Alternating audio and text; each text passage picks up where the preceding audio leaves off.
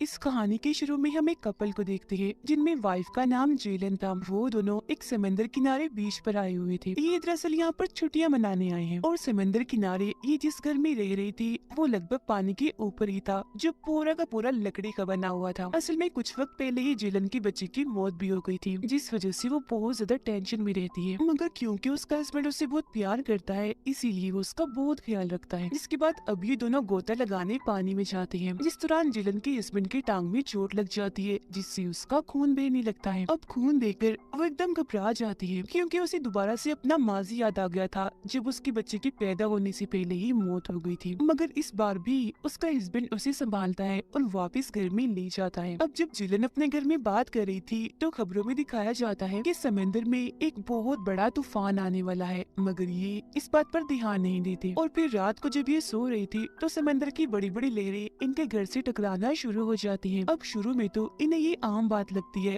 क्योंकि अक्सर यहाँ पर ऐसा होता रहता है। मगर जल्दी समंदर की बड़ी बड़ी लहरें इनके घर को, जो पूरा लकड़ी का बना हुआ था, उसे अपने लपेट में ले लेती है। पानी अंदर आने लगता है, जिससे इनका घर अब पानी में बहने लगता है। ये दोनों इस सारी सूरत हाल की वजह से काफी परेशान हो गई थी। बाहर ने समंदर किनारे कुछ चट्टानें दिखती हैं, जिन्हें देखकर जिलन अपने हस्बैंड को वहाँ जाने का कहती है, मगर उसका हस्बैंड उसे मना कर देता है, ये कहते हुए कि बाहर समंदर में काफी तेज तूफान आ गया है, इसीलिए हमें ये अंदर ही रुकना चाहिए, डूबकर हम मारे भी जा सकते हैं। जिसके बाद यही इनकी आंख लग जाती है। फिर सुबह जब जिलन की आंख खुलती है तो वो देखती है कि चारों तरफ पानी ही पानी है और ये दोनों अपने टूटे हुए घर के साथ समंदर के बिल्कुल बीच में फंस चुके हैं। ये देखकर जिलन अपने हस्बैंड पर गुस्सा करने लगती है, क्योंकि कल रात उसने अपने हस्बैंड को कहा भी था कि हमें समंदर किनारे चट्टानों पर चले जाना चाहिए, मगर उसके हस्बैंड ने मना कर दिया था। और क्योंकि ये किनारे से काफी दूर बीचों बीच है, इसलिए ना तो कोई इन्हें देख सकता है और ना ही कोई इन्हें बचाने आ सकता है। और क्योंकि इनका घर लकड़ी का था तो पानी में पड़ा होने की वजह से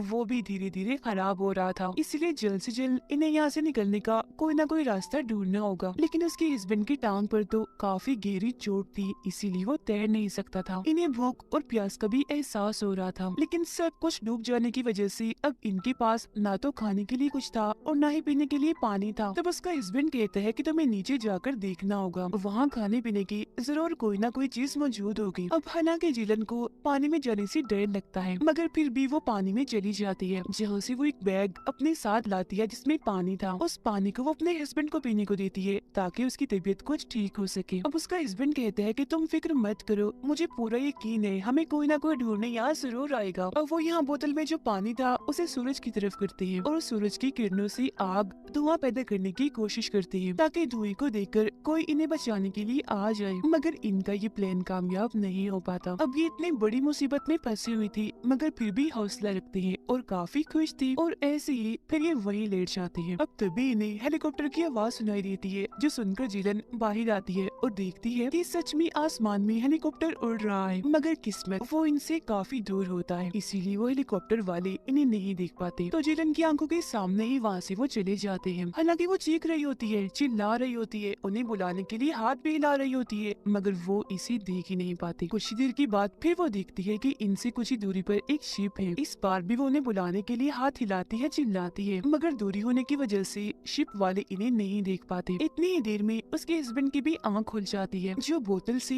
एक बार फिर आग धुआं पैदा करने की कोशिश करता है। इस बार वो कामयाब भी हो जाता है, क्योंकि धुआं उड़ना शुरू हो गया था। मगर इससे पहले कि शिप वाले इस धुएं को देखते, शिप तब तक मुड़ चुकी थी। वो इनसे काफी दूर जा चुकी थी, जो देख दोनों एक बार फिर काफी मायूस हो जाते हैं। और तो और मुसीबतें इनके लिए बढ़ती ही जा रही थी, क्योंकि धुआं उठाने के लिए जो आग इन्होंने जलाई थी वो अब इनके पूरे ही घर में फैल चुकी थी, इसीलिए सब कुछ जलने लगता है। आग बढ़ती ही जा रही थी, इसीलिए इन्हें घर से नीचे पानी में कूदना पड़ता है। पानी में कूदकर ये अपनी आंखों के सामने ही अपने पूरे घर को जलता हुआ देखते हैं, जहाँ कुछ देर पहले इन्होंने अपनी जान बचाने के लिए वहाँ पनाह ली हुई थी।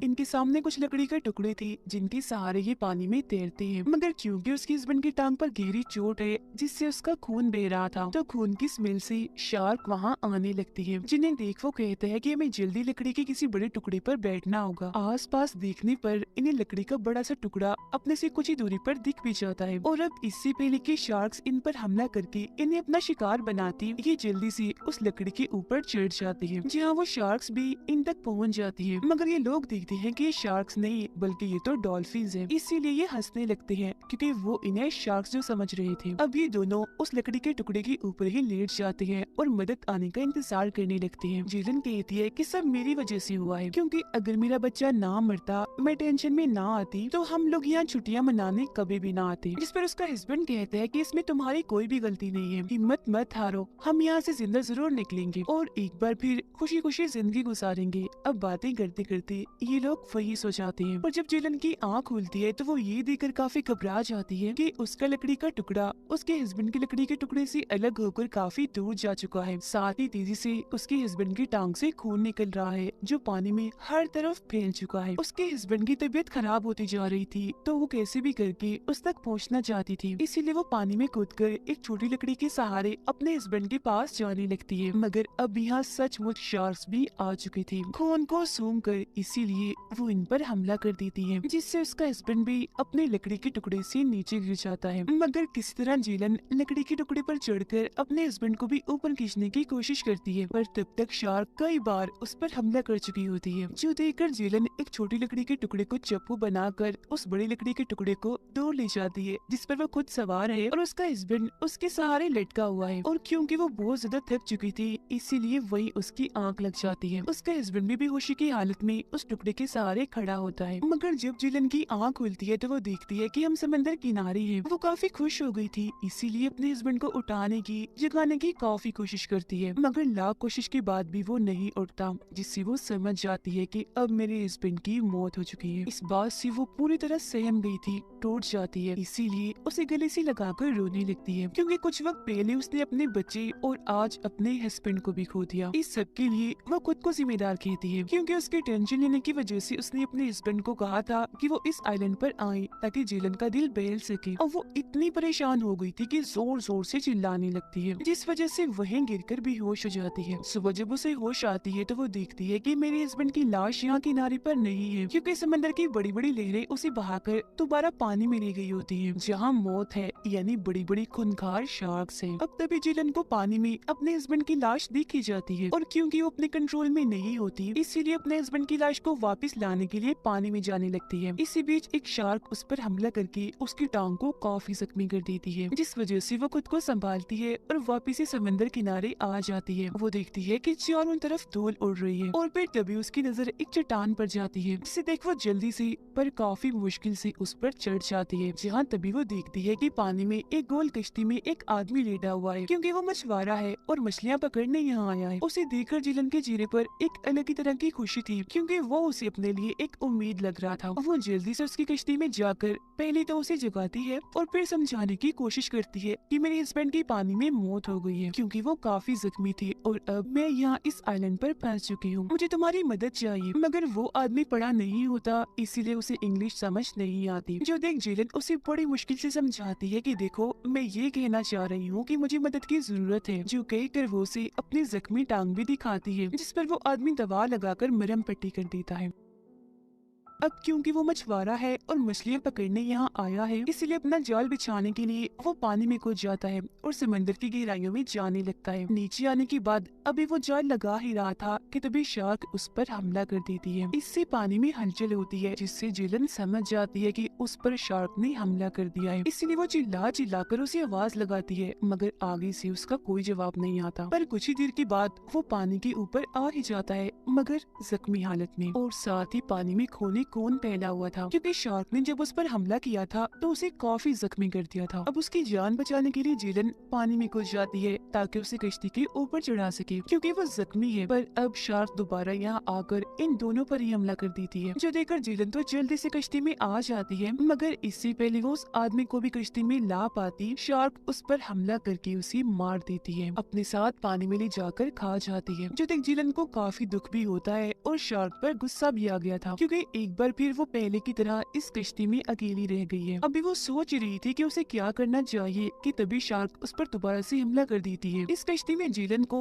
एक तेजधार ब्लेड मिल जाती है जो घूमने वाली थी, जो उठाकर वो शार्क पर हमला कर देती है, जिस वजह से शार्क को वहाँ से भागना पड़ता है। पर शार्क इतनी आसानी से उसका पीछा छोड़ने वाली नहीं थी, इसीलिए वो दोबारा से उसकी कश्ती का पीछा करने लगती है। करीब आने के बाद वो एक ऊंची छलांग लगाकर कश्ती को पानी में पलट देती है। अब जिलन कश्ती के नीचे थी, वो काफी डरी होती है क्योंकि उसे पता है कि शार्क मुझ तक दोबारा जरूर आएगी और मुझ पर हमला भी करेगी। हो सकता है वो मुझे मार ही दे। तब अपनी जान बचाने के लिए उसे एक आइडिया आता है। वो उस तेजधार ब्लेड के साथ बंधी हुई रस्सी को अपनी टांगों से बांध लेती है। अब शार्क को कुछ अंदाजा नहीं था कि वो अब किस तरफ बढ़ रही है और वो ब्लेड कहाँ जा रहा है। और जब वो नीचे से ऊपर जाती है जिलन पर हमला करने के लिए, तो वो ब्लेड उसके मुंह में घुसकर आर पार हो जाता है, जिससे अब जाकर इस खूंखार शार्क का खात्मा होता है। उसके मरते ही पानी में खून खून फैल जाता है। जब जिलन को ये बात पता चलती है कि शार्क मर गई, तो वो उस रस्सी को अपनी टांगों से खोल देती है, जिससे शार्क की लाश उस रस्सी के साथ ही पानी में डूबने लगती है। जिसके बाद वो उसी कश्ती पर लेटकर आसमान की तरफ देखने लगती है। उसे इस बात का यकीन है कि यहाँ आसपास कोई ऐसा किनारा है जहाँ इंसान रहते हैं। और तभी उसकी कश्ती तैरते तैरते एक जगह पर पहुँच जाती है जहाँ से किनारा नजर आ रहा था। वहाँ कुछ लोग भी थे जो सबके सब मछुआरे थे, जिन्हें देख उसके अंदर खुशी की एक लहर दौड़ जाती है, क्योंकि अब वो खतरे से निकलकर महफूज जगह पर आ गई थी। अब वो मछुआरे भी जिलन की कश्ती को देख लेते हैं और समझ गए थे कि जरूर इस कश्ती पर कोई है जिसे मदद की जरूरत है। अब जिलन भी आसमान की और उन लोगों की तरफ देखकर एक सुकून का सांस लेती है। हालांकि उसे अपने हस्बैंड की मौत का उसे खोने का बहुत दुख है, मगर वो कुछ कर भी तो नहीं सकती थी, चाहकर भी उसे वापस नहीं ला सकती थी। पर अपने इस पूरे सफर में उसने एक चीज सीख ली थी कि जिंदगी में चाहे कितना ही मुश्किल वक्त क्यों ना आ जाए, इंसान को कभी हिम्मत नहीं हारनी चाहिए। हमेशा उस मुश्किल से लड़ना चाहिए, क्योंकि जो अपनी मुश्किलों से मुसीबतों से लड़ते हैं, जिंदगी उन्हें जीने का एक और मौका जरूर देती है, जैसे कि जिलन को मिला। क्योंकि अगर उसने शार्क से हार मान ली होती, हिम्मत छोड़ दी होती, तो आज उसकी भी मौत हो जाती। मगर वो शार्क से लड़ी और आखिरकार उसे मार ही डाला, और अब उसके पास एक नई जिंदगी है जिसे वो जीना चाहती है। बेशक उसने अपने बच्चे और हस्बैंड को खो दिया, मगर उसे समझ आ गई है कि दुनिया में कोई भी चीज हो या इंसान हमेशा नहीं रहते। एक दिन हर किसी को खत्म होना है, दुनिया छोड़कर जाना है। इसीलिए हमें जो जिंदगी का खूबसूरत तोहफा मिलता है, उसे हमें खुशी खुशी जीना चाहिए, उसे कबूल करना चाहिए। अपने प्यारों के छोड़ जाने के बाद दुखी नहीं होना चाहिए, बल्कि सब्र से काम लेना चाहिए। और मेरे इसी मैसेज के साथ ही ये फिल्म इधर ही खत्म हो जाती है।